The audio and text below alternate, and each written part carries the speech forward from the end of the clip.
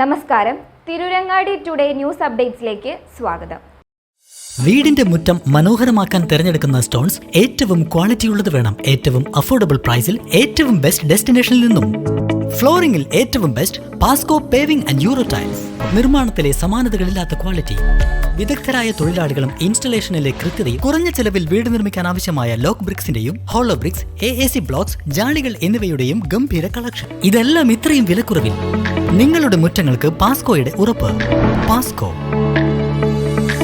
വയനാട് ചൂരൽമല മുണ്ടക്കൈ ഉരുൾപൊട്ടലിൽ മരിച്ചവരുടേതായി മലപ്പുറം ജില്ലയിൽ ചാലിയാർ പുഴയുടെ വിവിധ ഭാഗങ്ങളിൽ നിന്നായി ഇതുവരെ ആകെ ലഭിച്ചത് 58 മൃതദേഹങ്ങളും 95 ശരീരഭാഗങ്ങളും.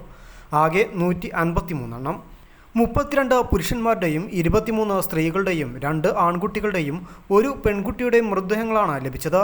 ഇതുകൂടാതെ 95 ശരീരഭാഗങ്ങളും ലഭിച്ചിട്ടുണ്ട്. പോലീസ്, ഫയർഫോഴ്സ്, NDRF, നാട്ടുകാർ, നൂറുകണക്കിന് വളണ്ടിയർമാർ തുടങ്ങിയവർ ചേർന്ന് 3 ദിവസമായി നടത്തിയ തിരച്ചിലാണ് ഇത്രയും മൃതദേഹങ്ങൾ ലഭിച്ചത്.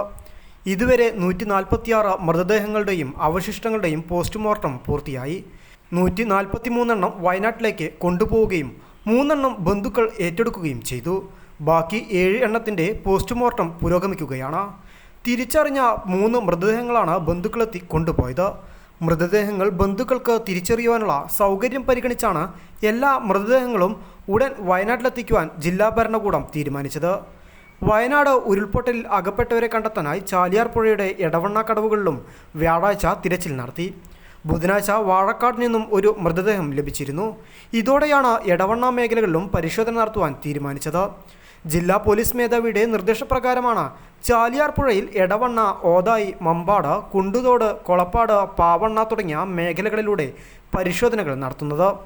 എമർജൻസി റെസ്ക്യൂ ഫോഴ്സ് എടവണ്ണ യൂണിറ്റിൻ്റെ ബോട്ടിലാണ് ഈ മേഖലകളിൽ പോലീസ് പരിശോധന നടത്തുന്നത്. ഉരുൾപൊട്ടൽ നടന്ന വയനാട് മുണ്ടക്കൈ, ചൂരൽമല എന്നിവയുടെ ഏറ്റവും അടുത്തുള്ള പോത്തുകല്ല് പഞ്ചായത്തിലെ കടവുകളിൽ നിന്നാണ് ആദ്യം മൃതദേഹങ്ങൾ കണ്ടെത്തിയിരുന്നത് എങ്കിലും പിന്നീട് കിലോമീറ്ററുകൾ താഴെ വാഴക്കാട് നിന്നടക്കം മൃതദേഹങ്ങൾ ലഭിച്ചു. ചാലിയാറിൽ നിന്ന് ലഭിച്ച എല്ലാ മൃതദേഹങ്ങളുടെയും ഇൻക്വസ്റ്റ്, പോസ്റ്റ്മോർട്ടം നടപടികൾ നിലമ്പൂർ ജില്ലാ ആശുപത്രിയിലാണ് നടക്കുന്നത്. News desk, Malappuram.